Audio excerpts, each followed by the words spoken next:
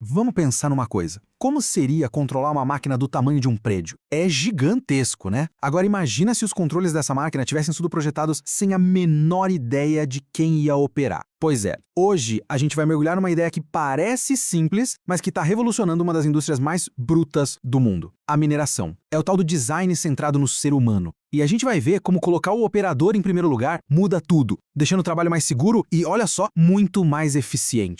Mineração é, sem dúvida, uma indústria de gigantes. A gente está falando de escavadeiras que parecem prédios, de caminhões que carregam o peso de mais de 100 elefantes de uma vez só. Essas máquinas são verdadeiras maravilhas da engenharia, construídas para uma coisa basicamente: força bruta.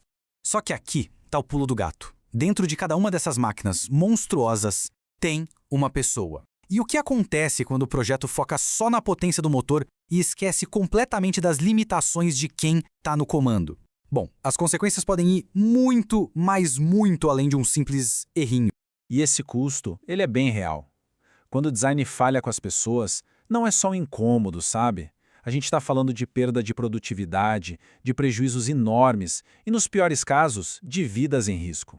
E olha, a mineração não está sozinha nessa. Dos céus aos mares, várias indústrias de alto risco já aprenderam, do jeito mais difícil, o que acontece quando sistemas supercomplexos simplesmente ignoram o fator humano. O resultado é quase sempre o mesmo: um desastre anunciado. Pensa, por exemplo, no helicóptero Black Hawk ou no sistema de mísseis Patriot. Em cada um desses casos, a tecnologia era de ponta, era o que tinha de melhor. Mas o design da interface era tão confuso, tão pouco intuitivo, que acabou levando a erros trágicos. A lição aqui é bem clara. Não importa o quão poderosa uma ferramenta seja, se a pessoa não consegue usar direito sob pressão, ela está fadada ao fracasso. Então, como é que a gente evita esses erros? A resposta não está em mais tecnologia, mas sim numa filosofia de design totalmente diferente. O design centrado no ser humano, ou HCD, para facilitar. A definição oficial pode até soar um pouco técnica, mas a ideia por trás é bem simples. Em vez de focar só na máquina, o HCD foca em como as pessoas usam a máquina. O objetivo final é criar sistemas que sejam intuitivos, seguros e que simplesmente funcionem para as pessoas no mundo real. E essa comparação deixa a diferença cristalina. O modelo antigo, aquele focado só na tecnologia, basicamente dizia: olha, a máquina está aí, aprenda a usar e se vira. Já o HCD, ele inverte essa lógica. A pergunta passa a ser: peraí, como é que as pessoas trabalham? Como a gente pode projetar uma máquina que se encaixe nesse fluxo? A grande virada de chave então é essa: parar de forçar a adaptação e começar a projetar com empatia. Ok, a ideia é ótima.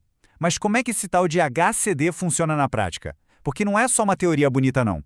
É um processo bem estruturado, com etapas claras. Vamos dar uma olhada em como ele funciona. Essencialmente, o processo todo se resume a 4 etapas. Primeiro, é preciso entender, mas entender de verdade, quem são os usuários e o ambiente onde eles trabalham. Depois, com base nisso, definir o que eles realmente precisam.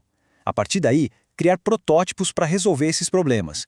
E talvez o mais importante de tudo, testar essas soluções com as pessoas de verdade que vão usar aquilo no dia a dia. E aqui está o segredo: isso não é um processo linear de jeito nenhum. É um ciclo contínuo. Entender, projetar, testar, aprender e aí começar tudo de novo. Cada volta nesse ciclo deixa o design um pouquinho mais perto da perfeição. É essa repetição que acaba com os achismos e garante que o produto final realmente funcione para as pessoas. Certo, tudo isso soa muito bem na teoria, mas e no mundo real da mineração? Será que funciona mesmo? A resposta é um sonoro sim. Já existem vários exemplos bem claros de como aplicar o HCD está gerando resultados de verdade super positivos. Isso não é só conversa. Gigantes do setor como o grupo Sandvik já estão vendo os resultados.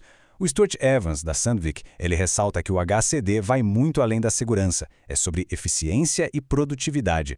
Afinal de contas, um operador que está brigando com a própria máquina é um operador lento, que comete mais erros. Já um operador com uma ferramenta intuitiva na mão, esse é rápido, é eficaz. Um ótimo exemplo prático é esse estudo sobre máquinas de aparafusamento de teto. Ao observar os tipos de erros que os operadores mais cometiam, os pesquisadores conseguiram redesenhar os controles. Eles se tornaram mais intuitivos, diminuindo muito a chance de acidentes graves. Isso é o HCD em ação: observar um problema humano e redesenhar a tecnologia para resolver esse problema. Simples assim. E os exemplos vão se acumulando. Iluminação subterrânea que foi repensada para a visão de trabalhadores mais velhos, corrimãos e tapetes melhores para evitar quedas, Cada uma dessas mudanças, se olharmos isoladamente, pode até parecer pequena, mas o efeito somado disso tudo é enorme. Um ambiente de trabalho mais seguro, menos estressante e muito mais produtivo.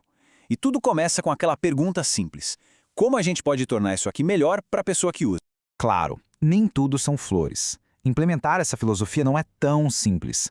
Existem barreiras, tanto culturais quanto práticas, que precisam ser superadas. E o futuro da mineração, com cada vez mais automação, traz desafios completamente novos. E as barreiras são bem significativas. Tem a cultura conservadora da indústria, a diversidade gigantesca da força de trabalho, a resistência de alguns designers mais tradicionais. Mas, talvez o maior obstáculo de todos seja o financeiro. É conseguir convencer as empresas que o HCD não é um custo extra, um luxo. Pelo contrário, é um investimento inteligente que se paga e com juros em mais segurança e produtividade. E quando a gente olha para o futuro, a automação não elimina a necessidade do HCD. Na verdade, ela torna essa necessidade ainda mais crítica. O papel do operador está mudando de controle direto para supervisão. Ele precisa monitorar sistemas complexos, tomar decisões cruciais e saber intervir quando algo dá errado. Ou seja, a interface entre o humano e a máquina autônoma vira o ponto mais importante de todos. O futuro da mineração tem essa cara aí. Salas de controle remotas, operadores gerenciando frotas inteiras de veículos autônomos por meio de telas e simuladores. Projetar essas interfaces de um jeito que a pessoa consiga manter a noção do que está acontecendo e tomar as decisões certas sob pressão, esse é o grande desafio do HCD para a próxima geração. Isso tudo nos deixa com uma pergunta que vai muito além da mineração. Conforme as nossas ferramentas ficam mais e mais inteligentes, como a gente garante que elas continuem humanas? O desafio não é só criar máquinas mais poderosas. O verdadeiro desafio é projetá-las de um jeito que elas amplifiquem o que temos de melhor, em vez de explorar nossas fraquezas. Essa, no fim das contas, é a verdadeira promessa do design centrado no ser humano.